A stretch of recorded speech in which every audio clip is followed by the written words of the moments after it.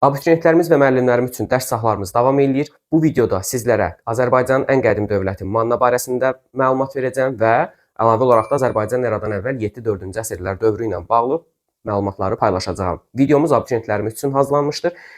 Digər videolarda olduğu kimi 6-cı sinif dərsliyinə əsasən müəllimlərin işə qəbulu və sertifikasiya imtahanına hazırlaşan müəllimlərimiz üçün də daha əlavə bir yeni izah gələcək.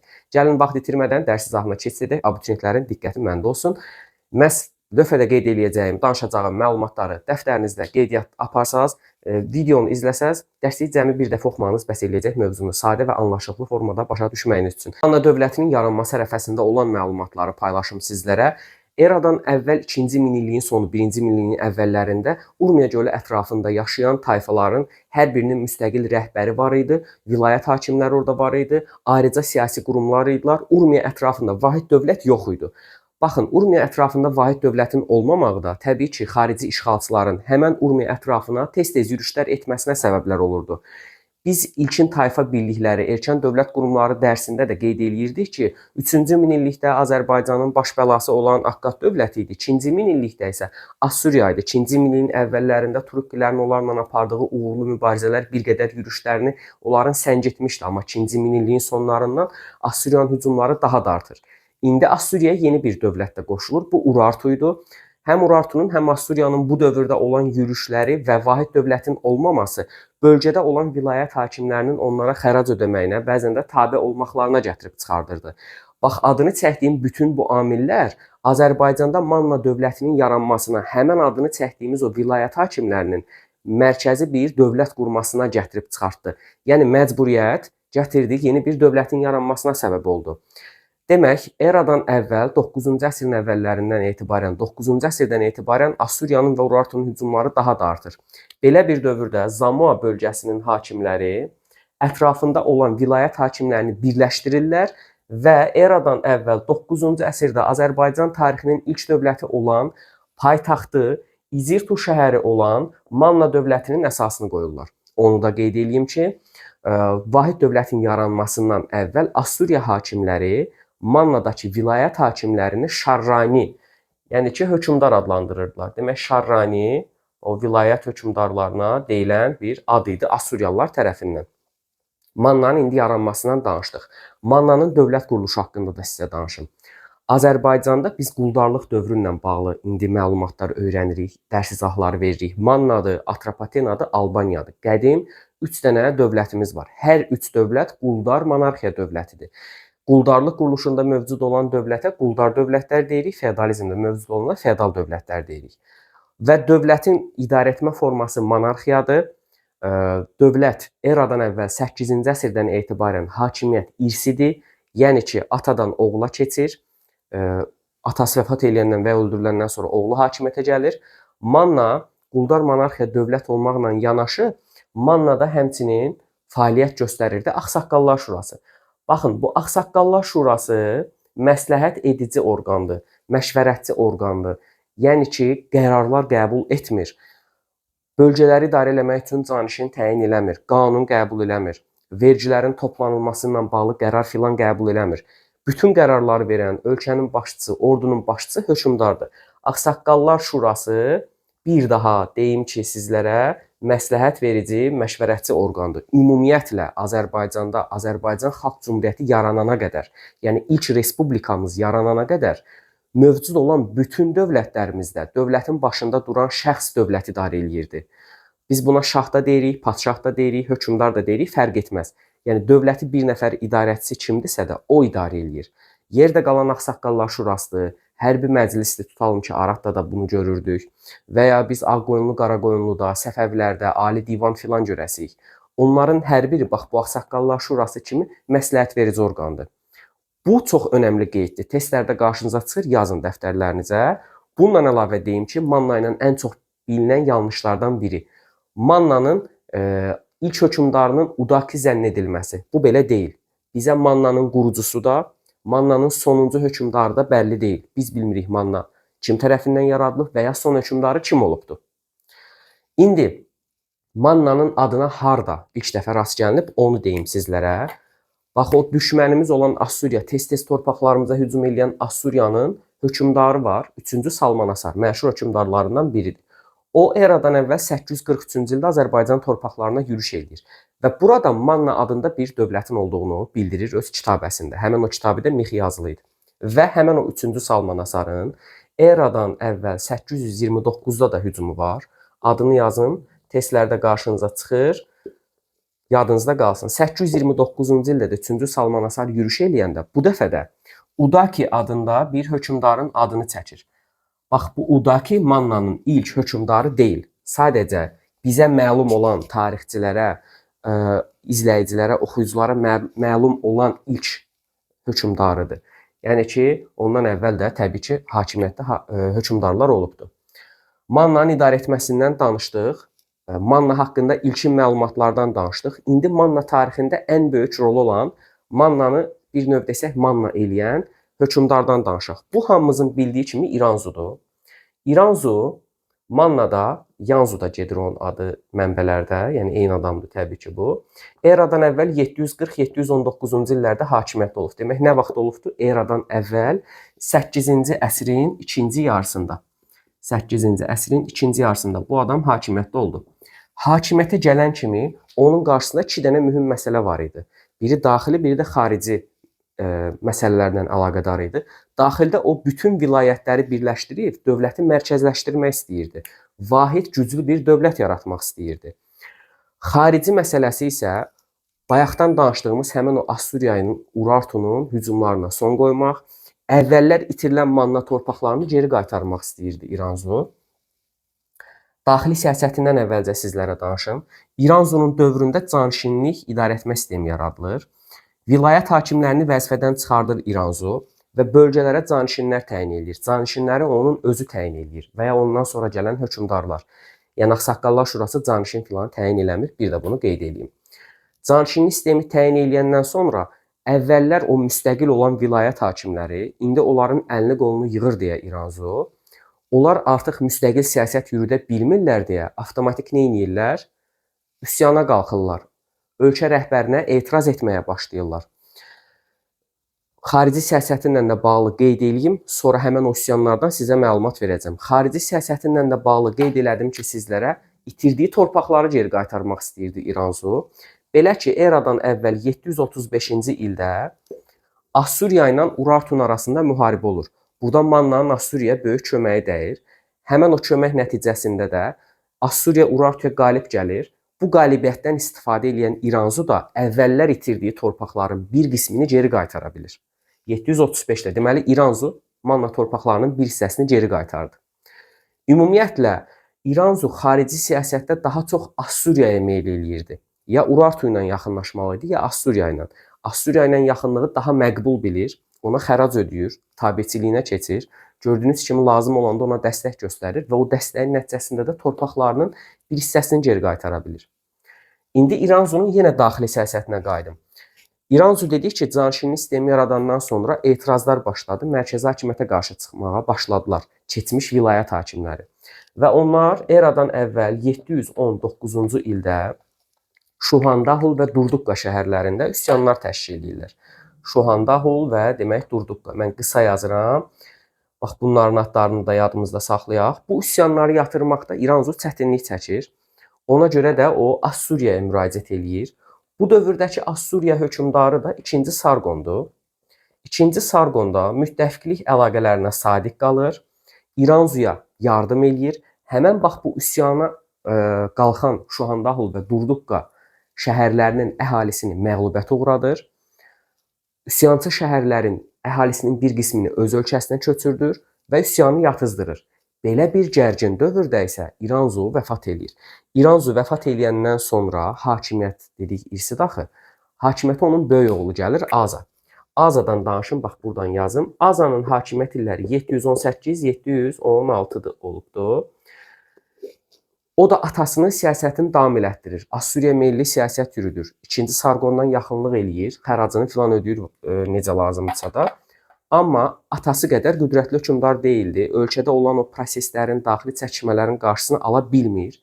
Ona görə də Urartu meyilli qüvvələr tərəfindən eradan əvvəl 716-cı ildə Səhənd döyüşündə, bunun digər adı da kitablarda, testlərdə çıxır qarşınıza Uauşdur. Bu döyüşdə Aza demək öldürülür.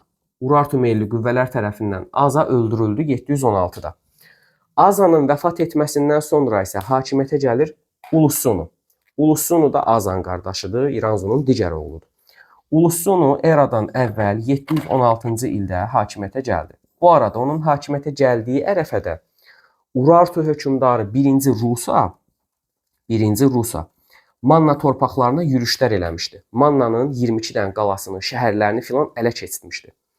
Belə bir dövrdə hakimiyyətə gələn Ulusunu 1-ci Rusanın köməkliyi ilə taxta çıxdığına görə məcbur qalır həmin o şəhərlərin, qalaların Rusanın torpaqları kimi qəbul etməli olur.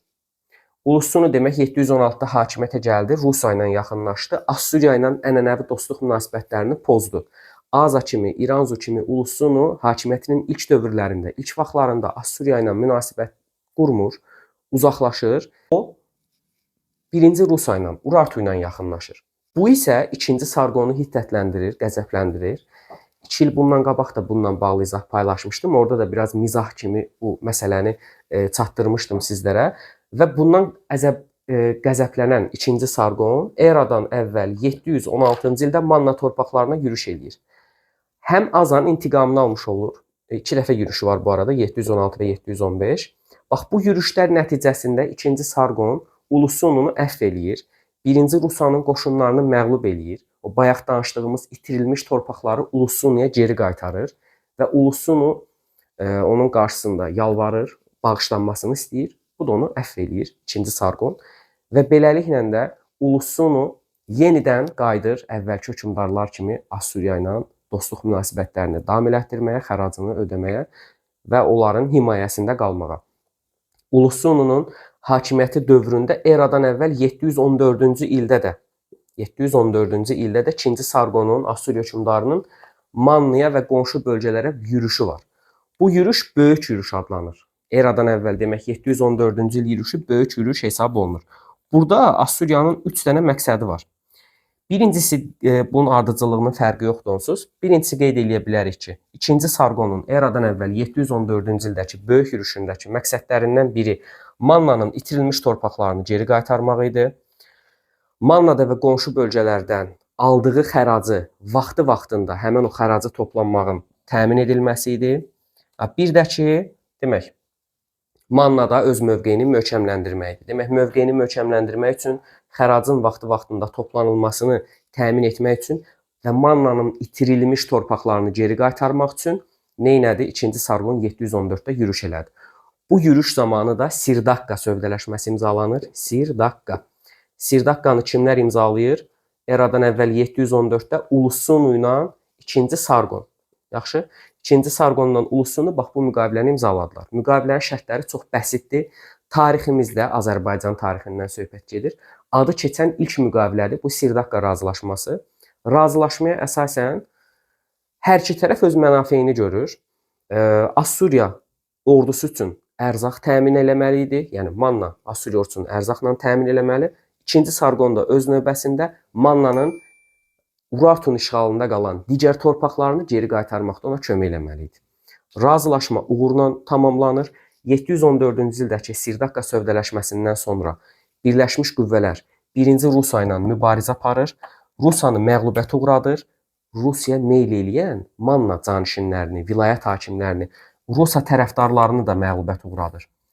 Bundan sonra Urartu bir daha Mannaya qarışa bilmir. Nə torpaqlarına yürüş eləmək, nə Mannada daxili çəkişmələr yaratmağa, intriqalar, nifaqlar yaratmağa nail ola bilmir.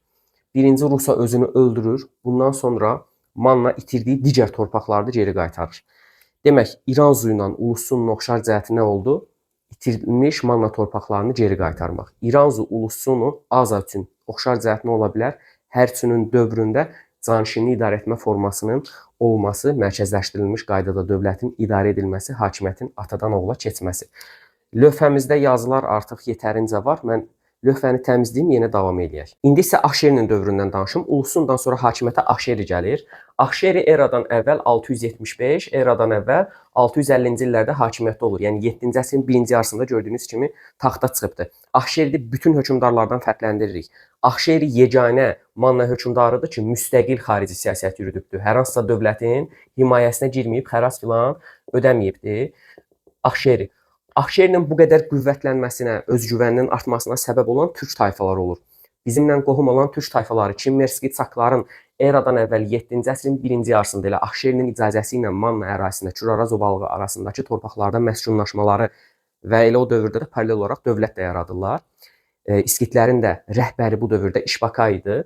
İşbaka ilə yaxınlaşması, onunla müttəfiq olması Ahşerini daha da qüvvətləndirir. Bu dövrdə Manna, demək, İskit, Midiya işbirliyi baş verir. Bax, bu üçü birləşirlər, Assuriya qarşı mübarizə aparırlar. Assuriya torpaqlarına yürüşlər təşkil edir Mannalılar. Assuriyanın sərhəd vilayətlərini filan talan edirlər. Tam olaraq asıllıqdan çıxırlar, müstəqil siyasət yürüdürlər. Hətta Midiyanın yaranmasına belə köməklik göstərmişdi. Həmən bax bu İskitlərlə Midiyalıların onlarla yaxınlaşması, yəni Mannalıların daha doğrusu yaxınlaşması, onu birazdan danışacağam sizlərə. Bu dövrdə Assuriyanın hökmdarı Aşurbanipal eradan əvvəl 650-ci illərdə Mannaya yürüş edir. Onun Mannaya yürüş etməsinin demək səbəbi nə oldu? Adını yazım, Aşurbanipal. Demək, Aşurbanipalın 650-ci ildə Mannaya yürüş etməsinin səbəbi Mannanın xarici siyasətdə müstəqil olması, Mannanın Assuriyanın tabiçiliyindən çıxması və Assuriya torpaqlarına etdiyi yürüşlər idi. Bu yürüş Assuriyalılar üçün uğurlanır, Ahşeri məğlubiyyətə uğradılır. Paytaxt Dizirtu yandırılır, qarət edilir Assuriyalılar tərəfindən. Demək, buradan da 2-ci Sarqonla Aşurbanipalın oxşarlığını çıxarda bilərik ki, hər ikisi paytaxt Dizirtuya hücumlar eləyiblər. Həm demək 8-ci, həm də 7-ci əsrlərdə Assuriyanın Manna torpaqlarına yürüşləri var. Aşurbanipalın çıxıb getməsindən sonra bu dəfə də əhali qəzəblənir, üsyan qaldırır və üsyan nəticəsində hökmdar Ahşeri öldürülür. Ahşeridən sonra hakimiyyətə oğlu Ualli gəlir. Ualli atasından fərqli olaraq Aza kimi, İranzu kimi, Ulusunu kimi Assuriya ilə dostluq münasibətləri qurur və ənənəvi dostluq münasibətləri davam elətdirilir. 650-630-da onun hakimiyyət illəridir. Uallidən sonra Mannada hakimiyyətdə kim olubdu biz bilmirik bu arada. Demək, Ualli neynədir? Assuriya ilə dostluq münasibətlərini bərpa eləyir, dost olur. Amma bu dövrdə məhz şərqdə güclənən bir dövlət var idi. Bu Midiya idi. Midiyanın güclənməsi, Babillə müttəfiqlik əlaqələri Assuriya ilə onların mübarizəsinin artmasına gətirib çıxardır. Assuriya bu dövrdə Manna ilə müttəfiqlik münasibətlərini davam elətdirir və onlar, demək, yazın buradan, Midiya ilə, Babillə mübarizə aparırlar. Bu mübarizə Midiyalıların xeyrinə olur. Midiyanın bu dövrdəki hökmdarı Kiaksar, demək, eradan əvvəl 605-ci ildə Assuriyanın süqutu uğradır. Manna 7-ci əsrin əvvəllərində xarici siyasətdə səhvə yol verir bu dəfə. İki dənə güclü dövlətin qarşısında dayanmaqla, Assuriya ilə yaxınlaşmaqla səhvə yol verir. Assuriyanın süqutu uğramasından bir qədər sonra, qısa bir müddət sonra Mannada eradan əvvəl 590-cı ildə həmən bax bu Midiya tərəfindən süqutu uğradılır. 590-da nədir?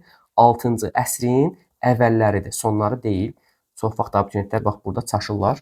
Əvvəlləri hesab olunur 6-cı əsrin. Manna ilə paralel olaraq da Urartu və İskit dövləti də Midiyalılar tərəfindən süquta uğradılır. Bununla da Manna tarixi başa çatır. Sonuncu hökmdarı dedik, kimdir bilinmir. Mannanın təsərrüfatı ilə bağlı qəbul imtahanlarında suallar düşmür, istifadə olunmur. Mədəniyyətdən Həsənli Ziviyyə tapıntılarına fikir verə bilərsiniz. Mannalılar çox Allahlıdırlar. Tək tanrılıq dini yoxdur onlarda, çox Allahlıdırlar. Mannalılar mix yazı ilə tanışdılar. Mannalılar həmçinin heroqliflə də tanışdılar və bunu da biz onların Misirlə, Çindən oxşarlığını verə bilərik.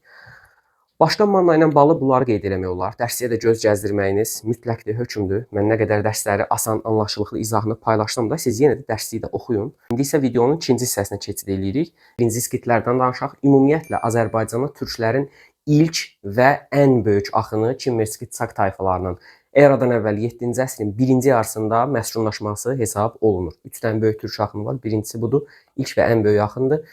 Çimmerski Çak tayfaları türk tayfalarıdır. Köçəri həyat tərzi sürürdülər. Həyatları atların belində keçirdi. Orada döyüşürdülər, ovlanırdılar və s. İlk dəfə onların adlarına Assur mənbələrində rast gəlinibdir. Həm Mannanın adına, həm İskitlərin, həm Midiyalıların adına Assur mənbələrində rast gəlinibdir. Onu qeyd kimi yazmaq olar. Herodot da onların adlarını çəkib, onları Sak adlandırırdı. 7-ci əsrin birinci yarısında dedik, ilk və ən böyük axınlar oldu. Kimmer tayfalarının rəhbəri Tuqdame və İskit tayfa rəhbəri isə İşbakay idi. Eradan əvvəl 7-ci əsrin demək birinci yarısında özlərinə dövlət yaratdılar. Həmin o dövlət Ahşeri ilə İşbakayın yaxınlaşması nəticəsində Assuriya ilə mübarizələrin aparılmasına səbəb olmuşdu. Lakin eradan əvvəl 650-ci ildə Aşurbanipal Azərbaycana yürüş eləyərkən İskitlərin bir tərəfli ilə nail olmuş, sonra Aşurbanipal demək Ahşerini məğlubiyyətə uğratmışdı. Bütün bu hadisələrin fonunda eradan əvvəl 590-cı ildə Mannalılar kimi onlar da Kiaksar tərəfindən, Midiyalılar tərəfindən süquta uğradılır. Onlar barəsində bunları bilməyiniz kifayətdir. İndi Midiyalılar haqqında danışım sizə. Onlar haqqında dedik ilk məlumat Assur mənbələrində rast gəlinibdir. Eradan əvvəl 673-672-ci illərdə Aşurbanipalın hakimiyyətə gəldiyi ərəfədə, yəni onun hakimiyyətindən əvvəlki dövrdə Assuriya qarşı üsyan edirlər. Kaştaritinin başçılığı ilə Mannalılardan, İskitlərdən aldığı dəstək nəticəsində Midiya eradan əvvəl 672-ci ildə meydana gəlir. 550-yə qədər gördüyünüz kimi mövcud olubdur. Qurucuları Kaştaritidir. Paytaxt şəhərləri Ekbatana, indiki Həmədan şəhəri olmuşdu. Və eradan əvvəl 653-cü ildə həmən bax bu Kaştariti İskitlərlə apardığı döyüş zamanı məğlub olur, həlak olur və 28 illik İskit ağalığı olur Midiya ərazisində 653-dən 625-ci ilə qədər olan dövrdə. Amma Kiaksarın hakimiyyətə gəlməsindən sonra Midiyanın taleyi dəyişir. Ən qüdrətli hökmdarlarıdır çünki. Onun hakimiyyətə gəldikdən sonra İskitlərin döyüş taktikasına əsaslanan daimi nizami ordu birləşmələri yaradır və 625-ci ildə İskit ağalığına son qoyur. Eradan əvvəl 612-605-ci illərdə Babillə etdiyi uğurlu müttəfiqlik münasibətləri ilə Assuriya hücumlar təşkil edir. 612-ci ildə paytaxt Ninevə şəhərini tutub dağıdır. 605-ci ildə isə tarixin ən qüdrətli dövlətlərindən olan Assuru məğlubiyyətə uğradır və süquta uğradır. Bu qalibiyyətdən sonra o digər qonşu ərazilərə də hücumlar təşkil edir. Həmin bu qalibiyyət onların geniş ərazili imperiya çevrilməsinə səbəb olmuşdu. 590-cı ildə isə bəlkə bu gün 10-cu dəfədir deyirəm. Manna, İskit və Urartu Midiyalılar tərəfindən süquta uğradılır. Gördüyünüz kimi 3 dənə hökmdarın adı keçir. Kaştariti qurucudur, Kiaksar ən qüdrətliləridir, onsuz dərslikdə ilə əsas Kiaksarın dövrüdür və Astiaq sonuncu hökmdarlarıdır. Astiaq özündən əvvəlkilərdən fərqli olaraq müharibələri dayandırır. Bu da ölkəyə qul axınının azalmasına səbəb olur. Zərdüştlərlə yaxınlaşır. Maqlarla yaxınlaşması, yəni kahinlərlə yaxınlaşması ölkədə etirazlara səbəb olur. Eradan əvvəl 553-550-ci illərdə ona qarşı farsların başçısı olan 2-ci Kir tərəfindən üsyanlar həyata keçirilir. Babasını devirir, Midiya dövlətinə son qoyur. Əhəməni dövləti 2-ci Kir tərəfindən 550-ci ildə yaradılır. Lakin 530-cu ildə 2-ci Kir Tomrislə, Massagetlərin rəhbəri ilə aparılan döyüş zamanı öldürülür.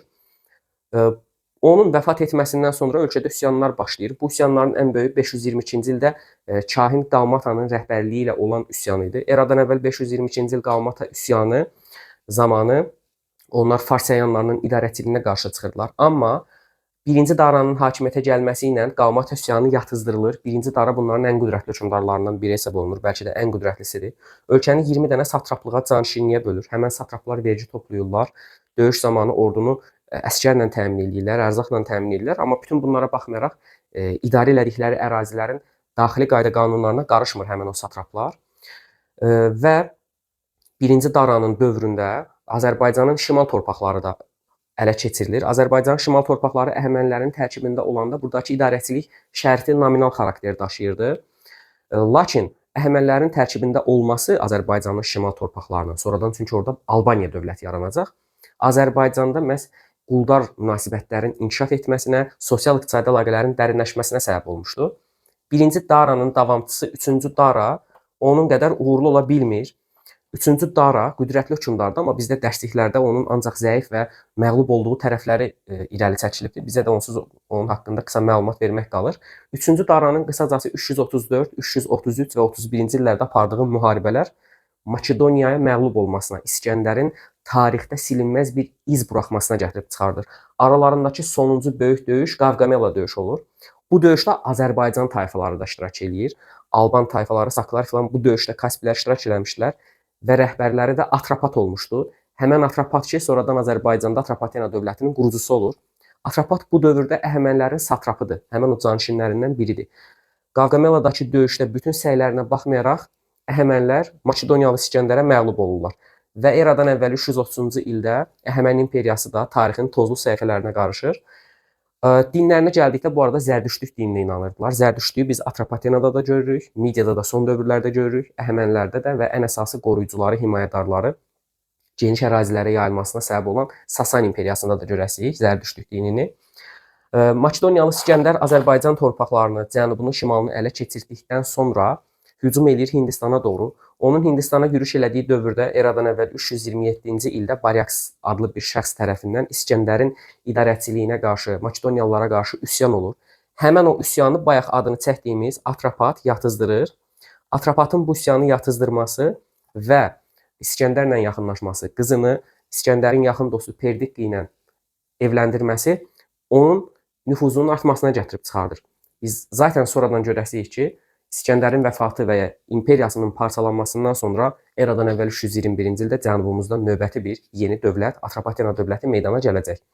Bu mövzu ilə bağlı olan izahımız burada yekunlaşır. Sizin isə gözünüz yenə bizim kanalımızda olsun. Həftənin 1-ci, 3-cü, 5-ci günləri dərs izahlarımız paylaşılır.